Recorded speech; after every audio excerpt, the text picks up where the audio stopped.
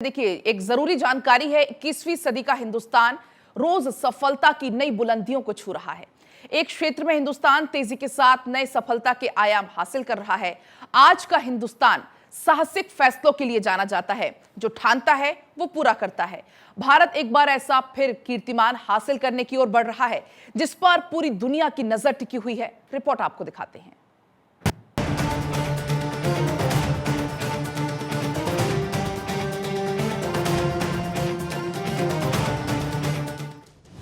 ये वो तस्वीर है जिसने 140 करोड़ देशवासियों की धड़कनें बढ़ा दी। ये तस्वीर महज तस्वीर नहीं, सफलता की वो सीढ़ी है जो अगले 6 दिनों में पूरी तरह से मुकम्मल हो जाएगी। ये तस्वीर हमारे वैज्ञानिकों की सफलता की कहानी है। ये तस्वीर वो मुकाम है जिसे हिंदुस्तान ने अपने दम पर हासिल किया। इसरो की तरफ से आज ये तस्वीर जारी की गई, जिसे सफलता का सेकंड लास्ट स्टेप कहा जाएगा तो बिल्कुल गलत नहीं होगा। अब महज 6 दिनों का इंतजार बाकी है और फिर हिंदुस्तान के खाते में स्पेस साइंस की एक और सफलता का बड़ा तमगा लगने वाला है। इसरो ने 17 अगस्त को दोपहर 1:15 पर चंद्रयान 3 के प्रोपल्शन मॉड्यूल को लैंडर और रोवर से अलग कर दिया।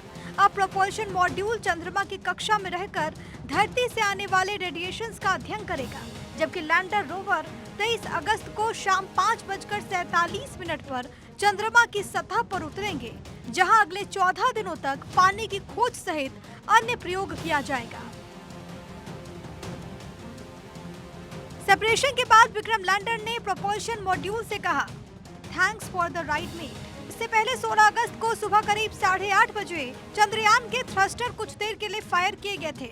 इसके बाद चंद्रयान 153 किलोमीटर गुणा 163 किलोमीटर के ऑर्बिट में आ गया था, यानी चंद्रयान की चंद्रमा से सबसे कम दूरी 153 किलोमीटर और सबसे ज्यादा दूरी 163 किलोमीटर हो गई थी।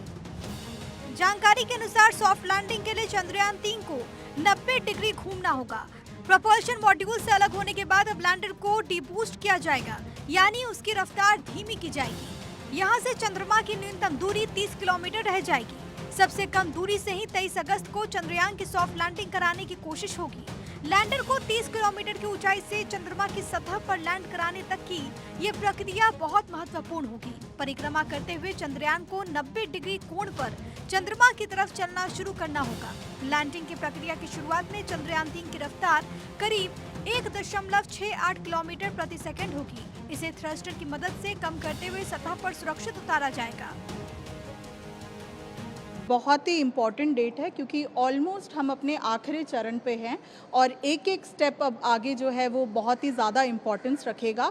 हर दिन जो है इम्पोर्टेंस रखेगा। 23 तारीख का दिन जो है वो निर्धारित किया गया है इसरो ने, जब हम सॉफ्ट लैंडिंग करेंगे चंद्रमा के साउथ पोल पे। प्रोपल्शन मॉड्यूल जो है विक्रम लैंडर को जो है कैरी कर चंद्रमा के आखिरी कक्षा तक लेकर आया है। अब आगे का जो सफ़र है, आखिरी 100 किलोमीटर का कुछ दायरा है जो वो हमारा विक्रम लैंडर तय करेगा।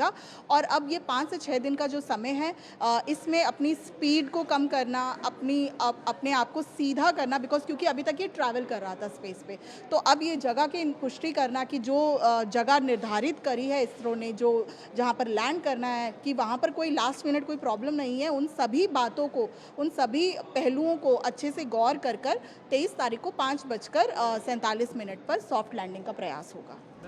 चंद्रयान ने जब पहली बार चंद्रमा की कक्षा में एंट्री की थी तो उसकी ऑर्बिट 164 किलोमीटर गुणा 18,074 किलोमीटर थी। ऑर्बिट में प्रवेश करते वक्त उसके ऑनबोर्ड कैमरों ने चांद की तस्वीरें भी कैप्चर की थी। इसरो ने अपनी वेबसाइट पर इसका एक वीडियो बनाकर शेयर किया। इन तस्वीरों में चंद्रमा के क्रेटर साफ साफ दिख रहे हैं। जैसे हम सब जानते हैं, उपलब्धि तो यही है, हर भारतवासी को इस पर गर्व भी है, लेकिन साथ ही साथ वैज्ञानिक दृष्टि से देखा जाए तो ये इस मिशन की ये एक विशेषता है कि इसे ना केवल हिंदुस्तान बड़ी उत्सुकता के साथ देख रहा है, बल्कि सारे दुनिया की निगाहें इसके ऊपर है। क्योंकि चंद्रयान 3 के द्वारा भी जो हमें इनपुट्स उपलब्ध होंगे वो ना केवल भारत के लिए बल्कि विश्व भर के वैज्ञानिकों के लिए महत्वपूर्ण रहने वाले। 140 करोड़ हिंदुस्तान वासियों का 3 साल का इंतजार पूरा होने वाला है। महज 6 दिनों के बाद चंद्रयान 3 के कदम चंद्रमा की सतह पर पड़ेंगे और एक बार फिर पूरी दुनिया में हिंदुस्तान का डंका बजेगा। Bureau report, Bharat 24।